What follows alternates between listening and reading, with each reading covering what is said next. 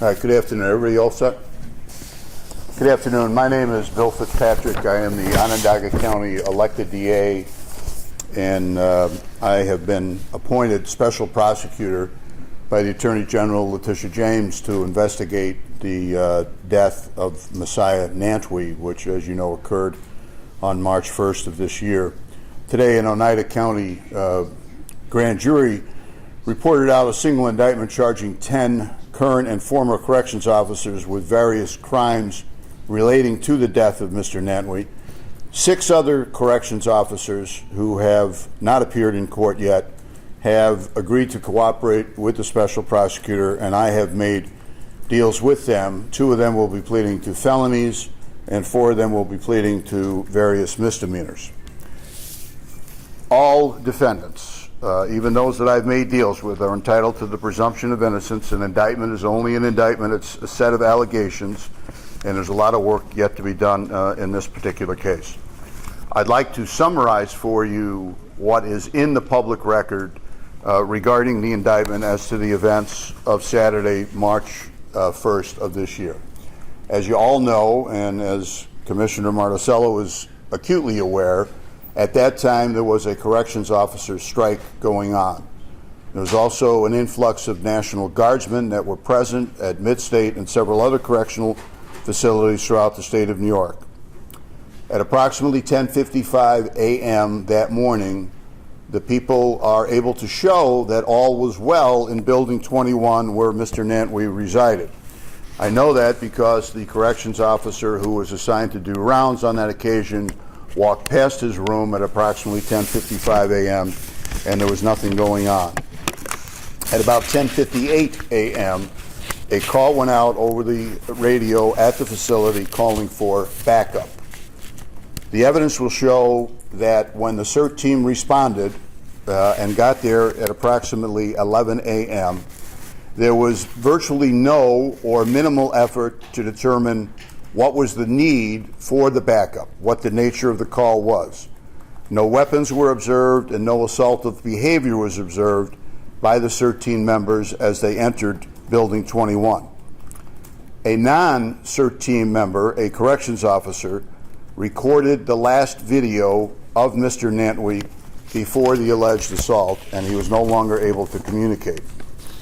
That corrections officer exited the room and various CERT team members entered. None of them, to our knowledge at this point, were wearing mandated body-worn cameras. Approximately 4.5 minutes later, Mr. Nantwi is removed from his room and taken down 3 sets of stairs where it is alleged by the grand jury that an additional assault occurred in the stairwell. Handcuffed and taken to the infirmary and laid on the floor in a holding cell, an additional assault is alleged to have occurred by the grand jury. Fragments of Mr. Nantwi's entrance into the infirmary are captured on one corrections officer's body-worn camera. It is not a continuing flow, but there are enough indications to name and identify the individuals involved and some of the things that occurred. Many other corrections officers, apparently intentionally, either turned off their cameras, placed them in an area of concealment, or simply looked the other way. Kunkel ambulance personnel responded to the infirmary following a call at 11:36 a.m. At approximately 11:47 a.m., and at that point detected no signs of life in Mr. Nantwi. It was determined by the Onondaga County medical examiner that Mr. Nantwi died from traumatic brain injuries as a result of violent blows to his head, as well as at least 69 other serious blows about his body. No COs required any medical intervention. I was appointed special prosecutor shortly after the incident and assisted by my own investigative team, officials from the Department of Corrections and Community Service, and the New York State Police. We began an investigation and wanted to assist the grand jury in answering the following questions. Who, if anyone, was justified in using physical force against Mr. Nantwi? 2, if initial force was justified, did it remain appropriate and proportionate to the danger presented, if any, throughout the encounter? And did it follow Doc's protocols? And third, were efforts made to thwart my investigation by deception, concealment, or destruction? The grand jury has answered those questions as follows. The first count charges two individuals, corrections officers Jonah Levy and Caleb Blair, with depraved mind murder. Not an intentional murder, but a murder so depraved and so wanton and disregarding of human life that New York law allows it to rise to the level of intentional murder. They are charged based on their actions, not only in Mr. Nantwi's room, but also in the stairwell and in the infirmary. Secondly, the grand jury has returned charges of manslaughter in the first degree, intent to cause serious physical injury resulting in death. Those corrections officers are again Levi and Blair, and additionally Thomas Eck, Craig Klimek, and Daniel Berger. They are also charged with gang assault in the first degree, intent to cause serious physical injury, and doing so, a Class B violent felony. Same individuals, Levy, Blair, Eck, Klimek, and Berger. Gang assault in the second degree, intent to cause simply physical injury and resulting in serious physical injury. And this time the same individuals in addition to Sergeant Francis Chandler. Manslaughter in the second degree has been charged against Sergeants David Ferrone and Francis Chandler. The theory of prosecution on that count is that these two sergeants in a supervisory role in Mr. Nantwi's room did absolutely nothing to stop the beating that he was enduring and offered absolutely no assistance to him, completely contrary to Doc's protocols and guidelines. Then the grand jury began to focus on the cover-up, as amateurish and ineffective as it was. In the sixth count, David Ferrone, Francis Chandler, Jonah Levy, Caleb Blair, Thomas Eck, Nicholas Vitale, Daniel Berger, and Craig Klimek are charged with conspiracy to offer a false instrument for filing.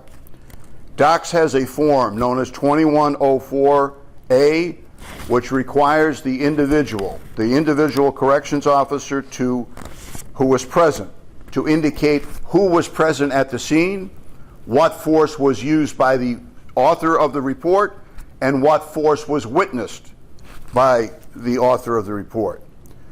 In addition to charging conspiracy, the grand jury must also allege overt acts. In this case, the overt acts alleged are, number one, that every single use of force reported by these individuals omitted two people, Sergeant Chandler and Corrections Officer Levi, and that was done intentionally. The second overt act, it is alleged that the reports were in fact filed and known to be false when they were filed. And the third overt act alleged is that on the following morning, at a diner called Raspberries in Oneida County, all of the co-conspirators met and agreed to continue with the story that everything they did was completely proper. David Ferrone, Francis Chandler, and Thomas Eck are also charged with conspiracy and conspiracy to tamper with physical evidence. These three individuals, along with others known to the grand jury, allegedly concocted a scheme to posthumously plant a weapon in Mr. Nantwi's room. The overt acts alleged in favor of that conspiracy, alleged overt act number one, is that the weapon itself was found earlier that day in a completely unrelated incident. The second overt act, a body-worn camera intentionally hung in a men's room at the infirmary of Mid-State, caught two of the co-conspirators discussing the conspiracy to plant the weapon, again posthumously, on Mr. Nantwi. And the third overt act alleged is that defendant Chandler, actually in front of a group of all of the corrections officers, asked for a volunteer to have someone come forward and say that it was he that discovered the weapon. And it is alleged that that quote-unquote volunteer was Thomas Eck. Mr. Slauson, Corrections Officer Donald Slauson, is charged with tampering with physical evidence, and it is alleged that he had cleaned up the holding cell of all of Mr. Nantwi's blood over at the infirmary. And the final defendant is Sergeant Michael Eifert. He is charged, again, with offering a false instrument for filing, allegedly falsely asserting that he had no opportunity to look into the room and, in fact, saw no use of physical force against Mr. Nantwi. I want to thank the staff, my office.